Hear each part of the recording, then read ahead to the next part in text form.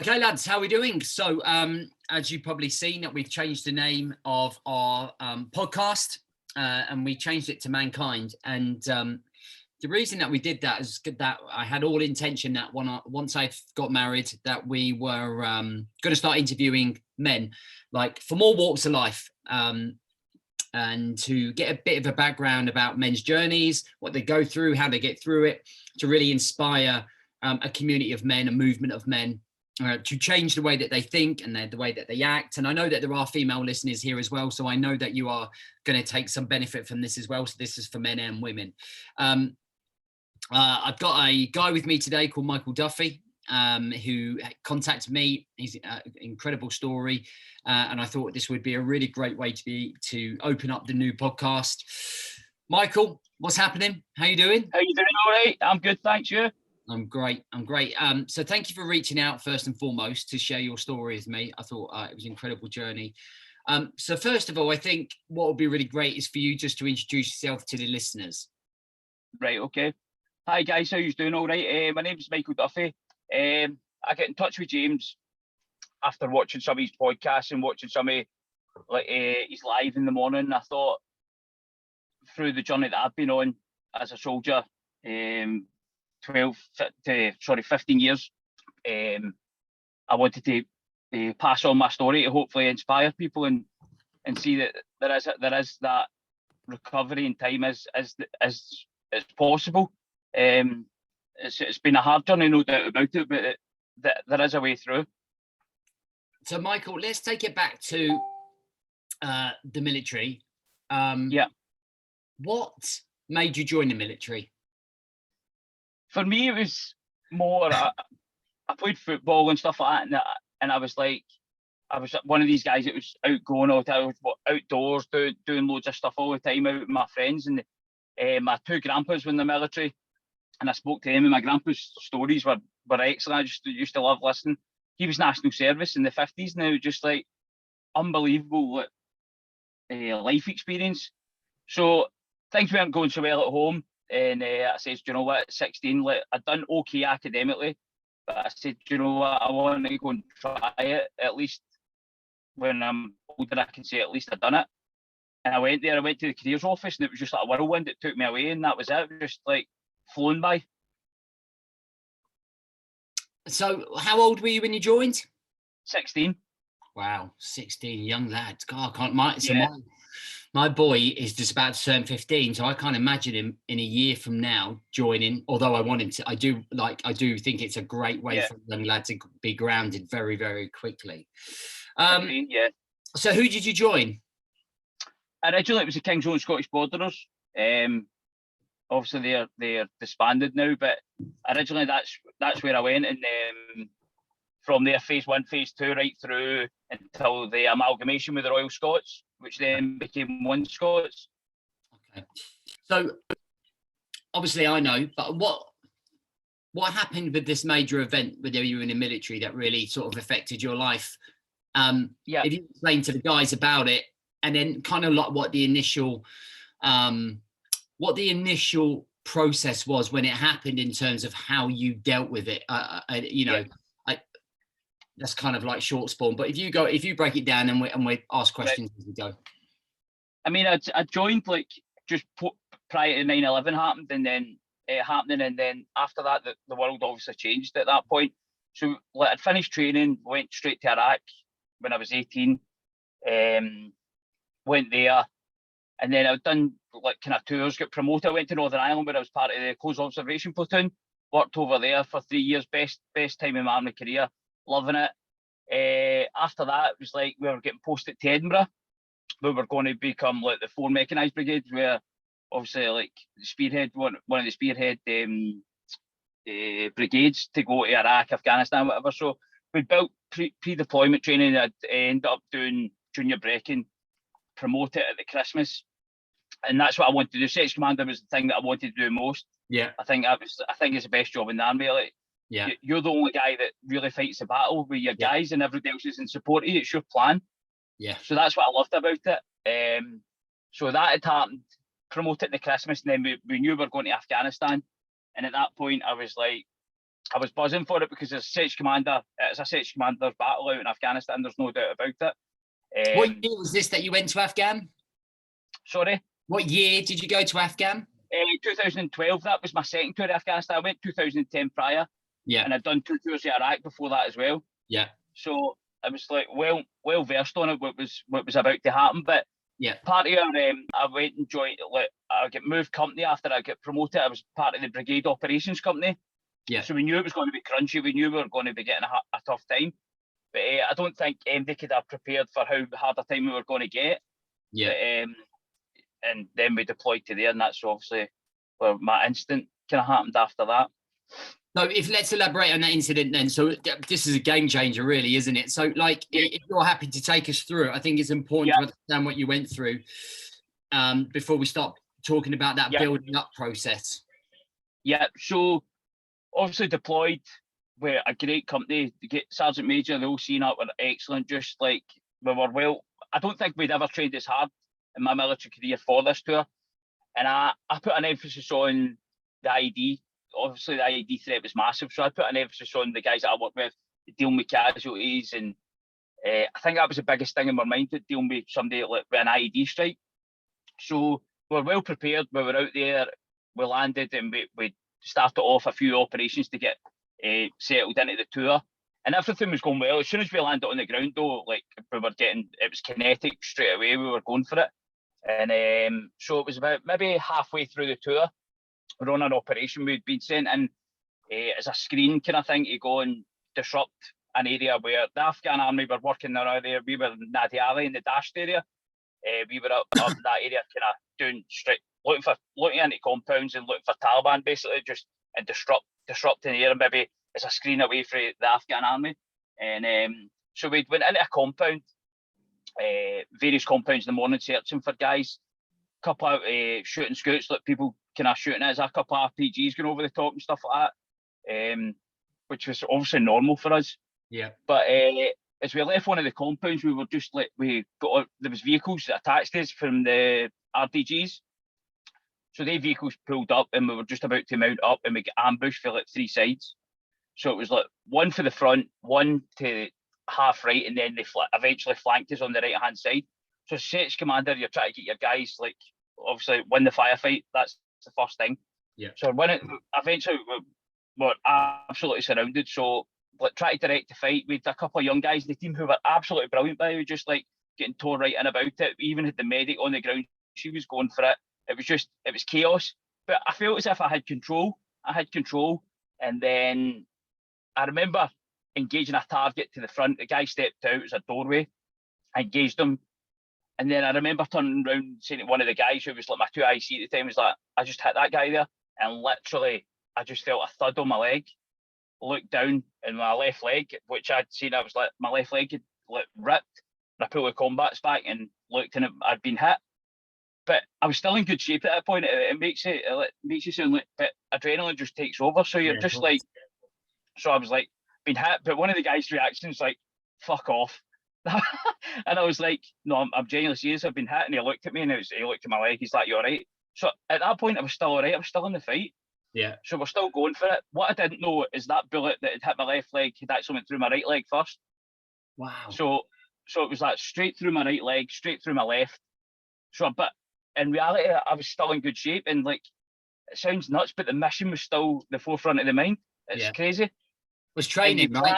It's embedded. Yeah. It's embedded, isn't it? Like, of course it is. It's like win the firefight, because if you don't win the firefight, more people got you hit. So I was still in good shape. The bleeding was controlled. I was just kind of holding it. I remember holding it with my glove and putting a bit of pressure on it.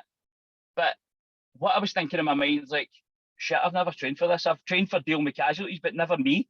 Yeah. You're never trained for dealing with yourself. So I was like, so the panic starts to set in a bit. I'm like, right, I'm hit, but I'm okay. So I'm just trying to, and one of the younger guys came round and he looked at me. He's like, "You all right?" And I was like, I got pure brave face, Sage Commander face, like looking at him saying, "I'm good."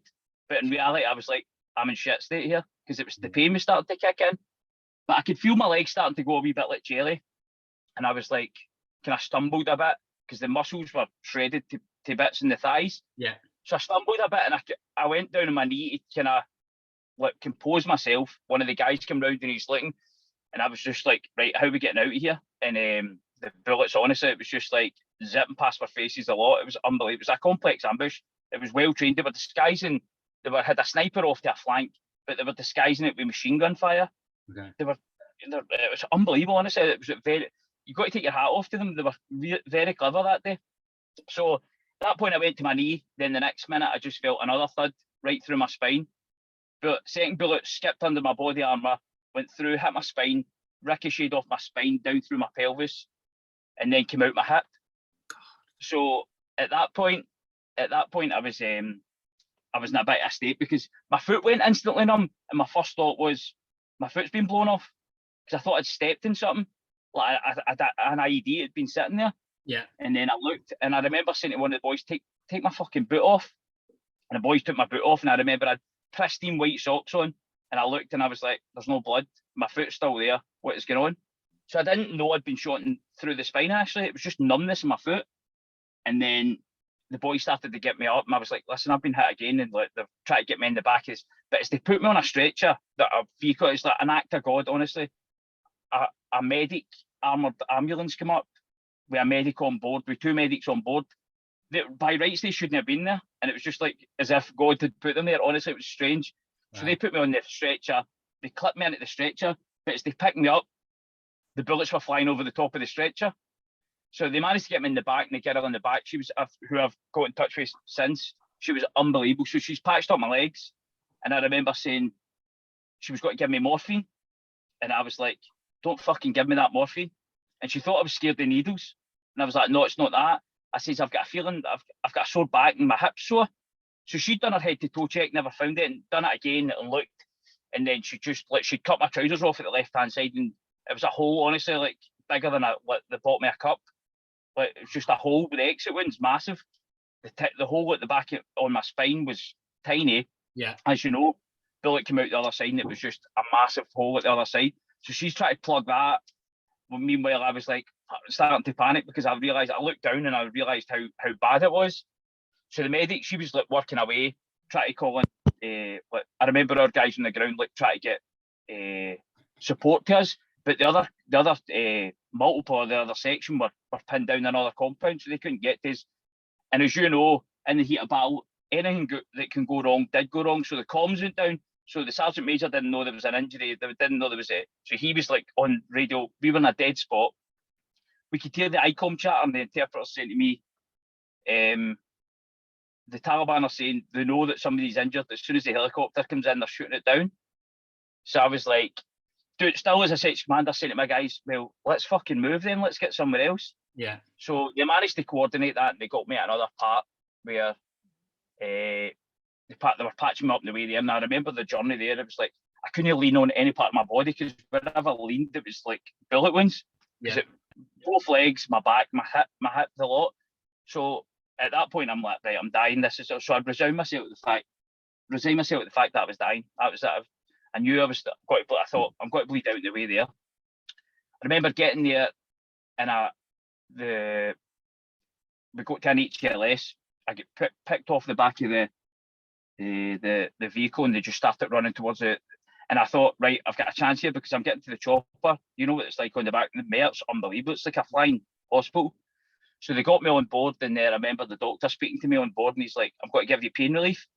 But I was like, I fucking don't want pain relief. I just want.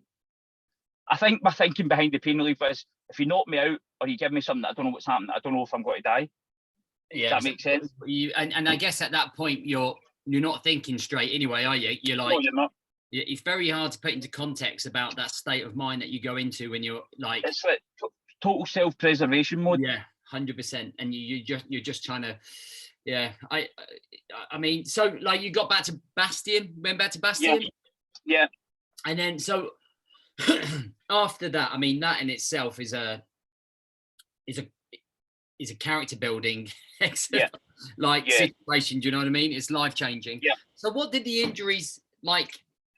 What happened with the injuries? What happened with your body? What in terms of that recovery? So I was straight into theatre after that, and then they came out. They'd obviously checked over like the scans and looked at it, but the bullet went through my leg. I was quite lucky. The surgeon who came and said to me the bullet passed both arteries in the legs were like millimeters. He's like, he came out and his first words were, put a lottery ticket on, right? So I was like, and then the other one, it went in my back, smashed my spine up a bit, but went down, cracked my pelvis, my thigh bone, and then exited the hip. So it was like, it was pretty bad, but I was like, so my mindset was, so I got injured in November, and I was like, right, by the summer, I'll be good to go. And the doctors and the physios are like, you need to take a reality check here. So that was my mindset. I was like, back by the summer, like, it was just that mentality I had at that time where I was like, no, I'm not. And I felt as if I didn't recover that quick, the Taliban had beat me. It's a military mindset, isn't it? Yeah, of course it is. It's very difficult for people to explain. You're like I always say that saying now, always in the fight. Like if you like always in, it's like yeah, I'm gonna run this one off. Just I'll be good to go in 6 weeks. Let's go. And obviously, I think the way that we are trained, or when we go through basic training, we're almost trained to be invincible. And that's certainly something that I would say, like in Royal Marine training, you would almost say that if you had the green lid on and a lorry smashed into you, the lorry would smash around you completely. Yeah, you're a fortress. Yeah, a fortress is a really good word for it. Yeah, and that's the way I felt. I was like, well, this is not how I'm going out. Like, this is, I've got more to write in my story. I was like so military minded. I wanted to promote, and obviously my peers and that were still out there as well. And I was like, well, there's a chance. I was actually saying to my dad when I was in the hospital, I was like, I could maybe get back and finish this tour. And my dad's like, what are you talking about? Like, really think about what you're saying here. And then I was just like, did you go back to Birmingham? Yeah, I was in Queen Elizabeth for like 5-6 weeks, I think. Okay. Recovery in there initially. And then I get sent up to Edinburgh. Well, I was part of a personal recovery unit up there, but I was based out of my house, so I was going there physio most mornings. Yeah. And that's probably when the battle really started for me, to be honest. So are you restricted today in terms of movement, legs, hips?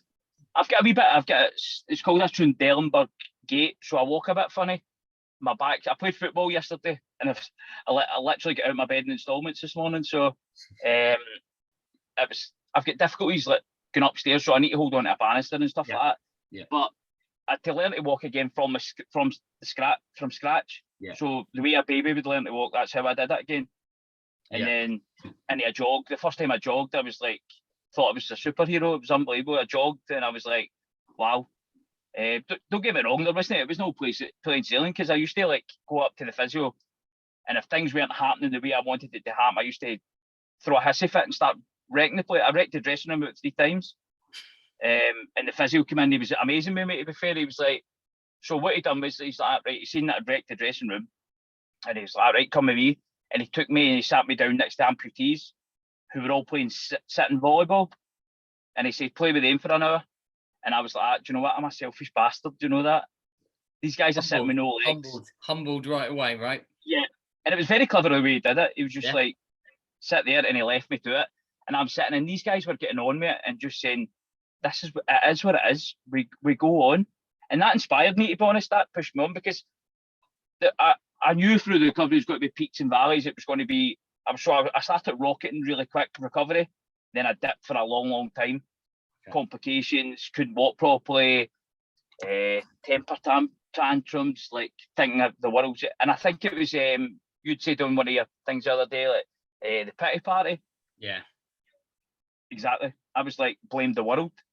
So I used to be like, so nobody in my house, I moved back in with my dad, and nobody in my house they were all walking on eggshells, because I was like, well, I'm a victim here.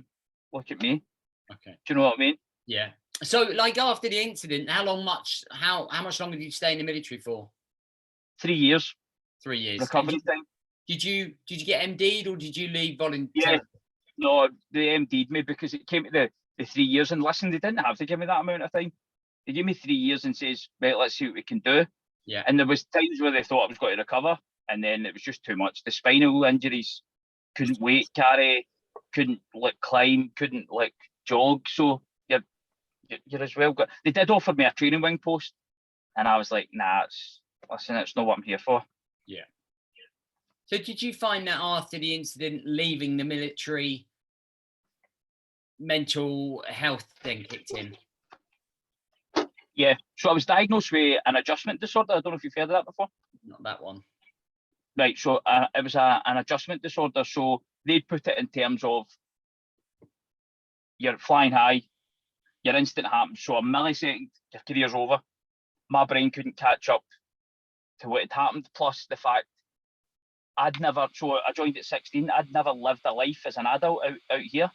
Interesting. So I used to go, like, when I could walk again, give you a quick example. So adjustment disorder, I'd never been shopping before, like a proper shop, then bought myself food.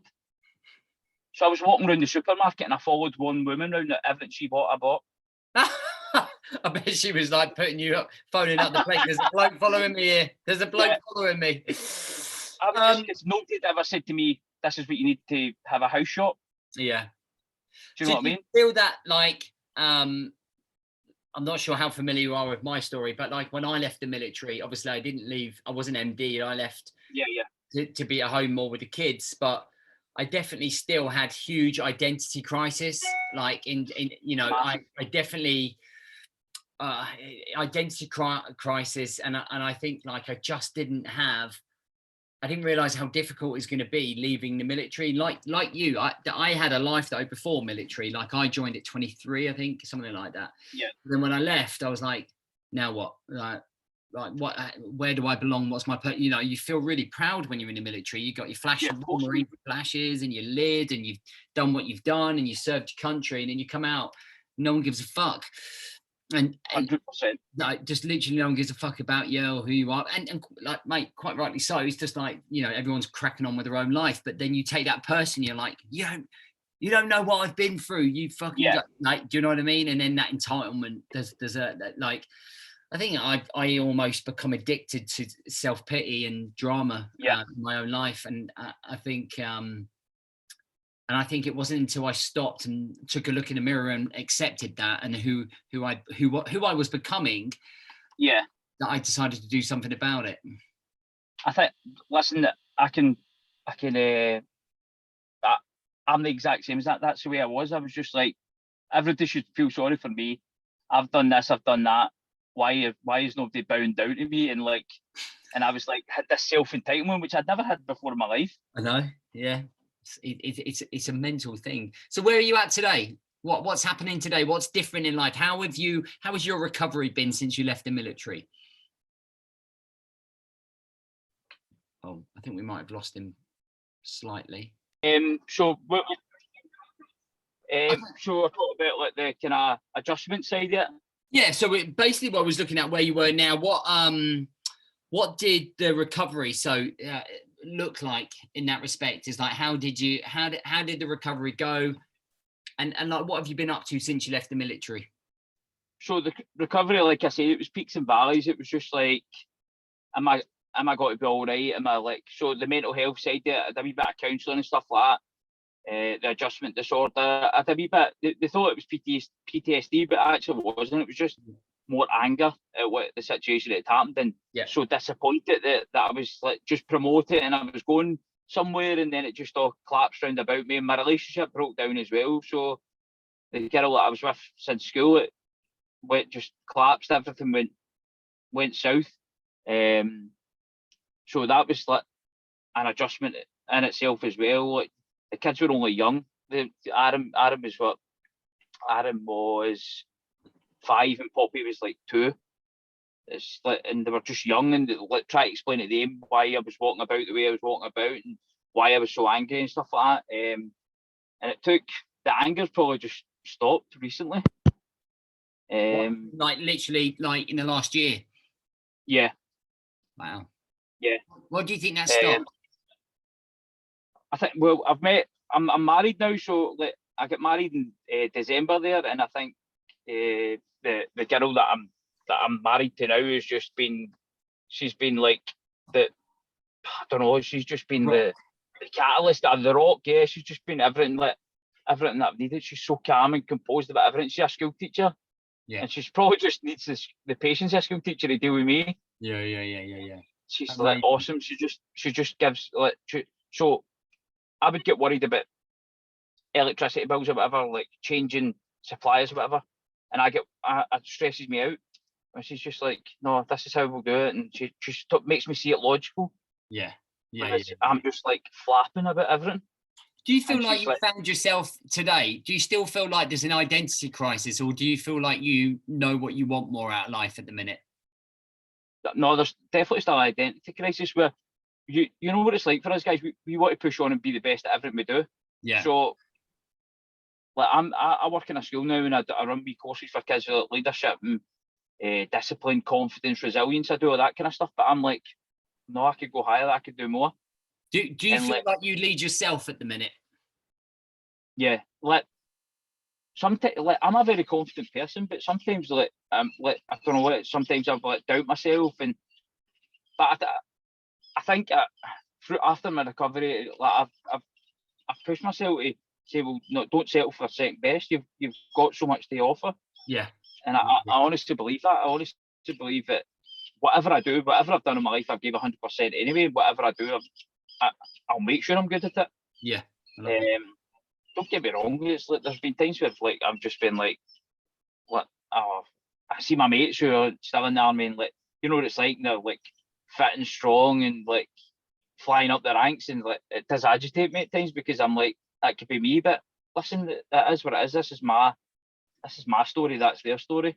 100%. And there's no point dwelling, right? Because I think when you, for someone like you and what you've been through, I think when you look at it and you think at how lucky you are still to be alive, I think it's huge. Like, you realize how lucky you are still to be here talking to me, being in that situation, probably for that ambush is incredible. Like, and you gotta, and that's what that emotional you almost owe it to yourself to make the most of every single day, right? To the day you die, making sure that every single thing you do is to leave that legacy, because in theory you've been spared. Like, you know, from you, it could have gone a lot different, like literally millimeters different.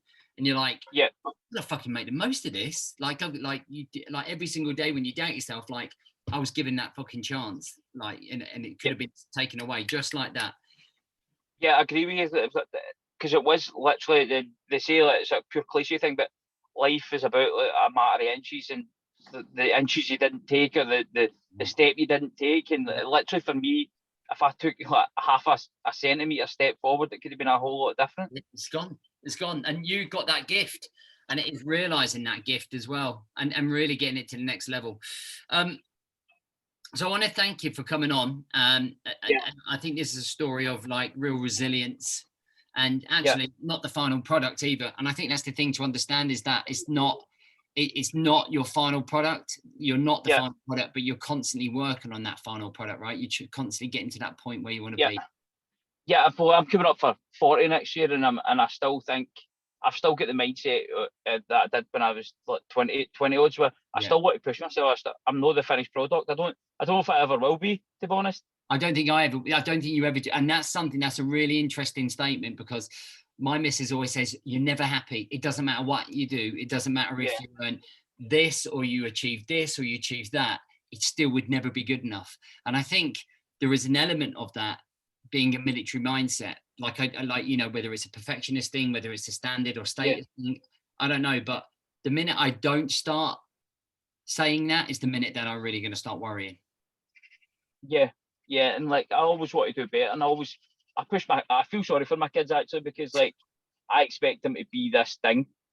I expect to my boy at football, and I'm like, the performance level, I expect so much of him, because no matter what, I'll always say to him, whatever you do in life, give 100%. That way nobody can ever come to you and say, do you know what, you never give your best there, because there's no bigger insult than somebody saying you never tried. Well, that's your legacy, right? And I look at it, and I've had to manage that as a parent, with having such high standard, like doing the Royal Marine training, doing the sniper training, doing the physical, like, you know, those standards are at the highest level of excellence, like in the world, like not just like in the world. And I have to be really careful about managing those expectations on the kids and my clients, because they're not fucking Royal Marine Commando snipers or fucking of course, physical trainers. And it's really managing that. It makes a real difference. But the legacy is going, do what you want to do. Make sure that you do stuff that makes you happy.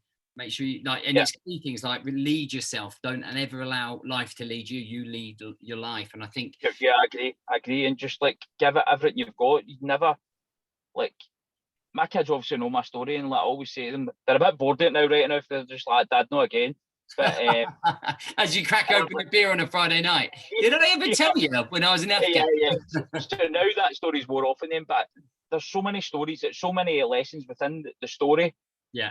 And I'm like, always give everything you've got, no matter what. Yeah. Just leave it all out the pitch. Leave it, whatever you do, just give it everything you've got. Because I'm very critical of myself and I'm critical of them, and I don't want people to be critical of them. Only I can do that. You know what I mean? But you know, interesting. I've been doing some work on self-criticism recently, and there's always two. Like self-criticism is great. Like it's really good to be self-critical of ourselves. But the next step, there's two different steps. One's going to lead you down the path of pity. The other one's going to help you thrive. And it's like, don't feel fucking sorry for yourself if you're shit, or you're not showing up, or you're not doing it right. Like use it as fuel to get to that next level, and that's the path that I'm trying to get. And that's where I do think sometimes I think we become addicted, and our social world at the minute with social media and everything almost expects us to feel sorry for ourselves and becomes addicted to drama. And we've got to turn it around and go, no, we're going to use it as fire. Like I'm not showing up as a dad or a husband.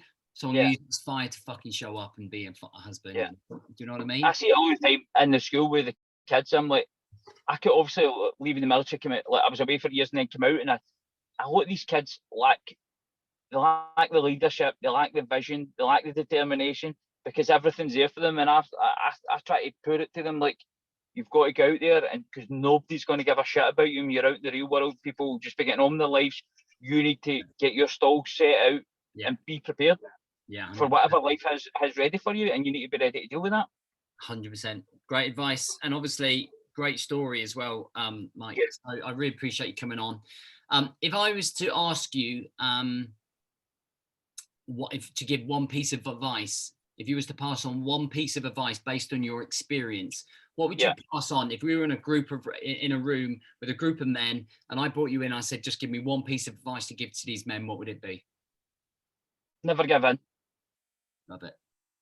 Never give in, because there's times like, I'm not saying that I had the perfect recovery and I was like all singing, all dancing. There's times I let myself down drinking and stuff like that, and that was self-medicating.